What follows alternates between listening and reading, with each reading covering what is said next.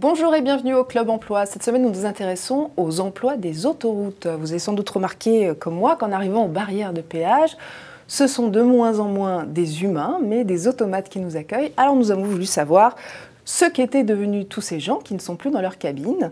Et pour nous éclairer, nous avons invité Josiane Constantino. Bonjour. Bonjour. Vous êtes la DRH, la directrice des ressources humaines de Vinci Autoroutes. Alors Vinci Autoroutes, c'est une partie du réseau des autoroutes en France. Mais je vous ai invité parce que vous avez des réponses concrètes à ces questions. Alors première question, que sont devenus tous ces gens qui ne sont plus dans leur cabine de péage et qui ont été remplacés par des machines? Est-ce que vous les avez gardés ou est-ce que vous les avez licenciés?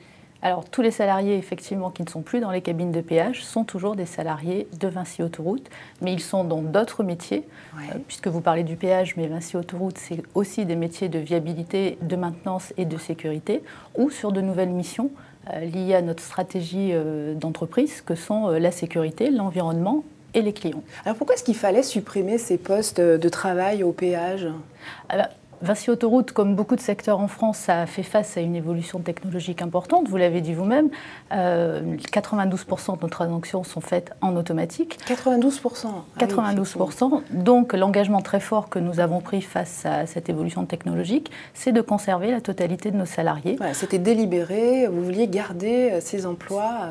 C'était délibéré, l'engagement que l'on a pris, c'est pas de licenciement, pas de mutation forcée. Donc une vraie volonté de conserver nos salariés et de les faire évoluer. Donc vous les avez reconvertis. Combien de salariés avez-vous reconvertis à ce jour? Alors on a à ce jour 540 salariés qui ont changé de métier. Combien, sur 7500 salariés au sein de Vinci Autoroutes. D'accord, donc 540.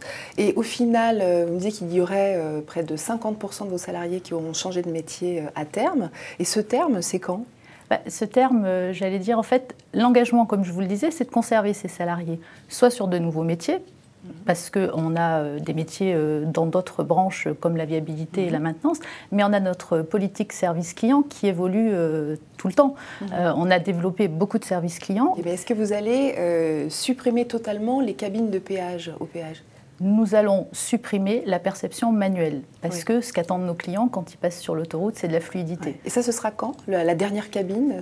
La dernière cabine, on aura toujours un petit peu de perception manuelle l'été, mais j'allais dire maintenant, on a déjà 92% de nos transactions qui sont en automatique, donc on est déjà dans cette mise en œuvre.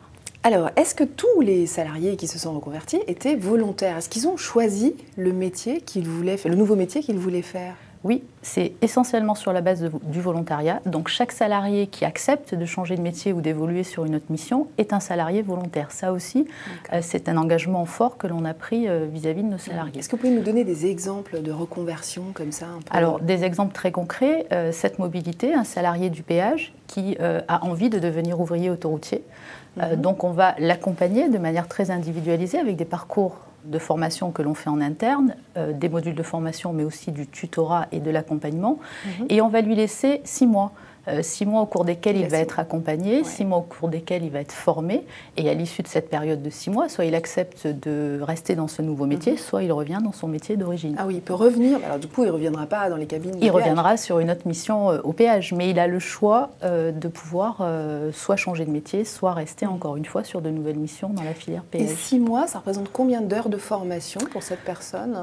En moyenne, on est entre 26 et 30 heures de formation par an et par salarié. 26 à 30 heures? Oui, sur la totalité des salariés. Je parle des modules de formation théorique. Après, l'accompagnement à travers le tutorat et à travers la mission tous les jours, elle est quotidienne et elle est j'allais dire, pendant toute la durée de la formation. D'accord, donc on peut devenir ouvrier autoroutier, on peut faire aussi quoi? De la sécurité? On peut devenir ouvrier autoroutier, on peut devenir technicien de maintenance pour la maintenance de tous nos équipements. On peut travailler dans la sécurité, soit dans la gestion de trafic, soit dans la surveillance du tracé. Donc le panel est assez large. Tout est possible en fonction Tout est possible en fonction évidemment des besoins de la société, mais aussi de la volonté et des compétences des salariés. Combien a coûté ce programme de mutation professionnelle?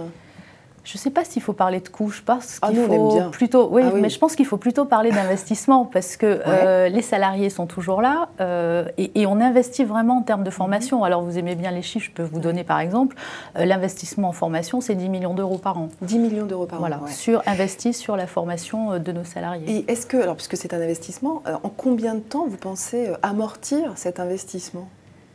L'investissement que l'on fait, c'est prendre l'engagement pour chacun de nos salariés, de les faire évoluer en compétences et de les faire évoluer sur les nouvelles missions qui sont importantes pour nous. Et pour l'usager, alors, est-ce que ça va apporter une valeur ajoutée? Oui, puisque je vous l'ai dit, les nouvelles missions qui existent, elles sont liées à la stratégie que l'on déploie et un des volets importants de cette stratégie, c'est la relation client. Parce que je crois que c'est important, c'est vrai que quand on roule sur l'autoroute, on a l'impression qu'il n'y a personne, mais il y a beaucoup de métiers autour et beaucoup d'attention portée aux clients. Les salariés, enfin les personnes que l'on voit sur l'autoroute, au péage ou sur le côté de la route, n'appartiennent pas nécessairement à l'entreprise. On a l'impression que ça peut être sous-traité, ce genre de métier. Ce sont tous des salariés Vinci Autoroute. C'est le cas chez vous. Côté rémunération, est-ce que cette politique a eu un impact sur les salariés qui ont changé de métier? Est-ce que certains gagnent plus grâce à cette reconversion? Alors, gagner plus grâce à la reconversion, non, pas en tant que tel. C'est-à-dire que quand on a engagé cette évolution, encore une fois, des compétences de nos salariés, on a engagé des mesures d'accompagnement, je l'ai dit en formation, mais aussi des accompagnements qui visent à ce qu'il n'y ait pas de perte de rémunération. Maintenant, il est possible que lorsque vous arrivez sur un métier avec des accessoires, vous ayez des accessoires, mais qui sont liés au métier, qui ne sont pas liés à l'évolution des compétences ni à ce programme de mobilité forte qu'on a mis en place. D'accord.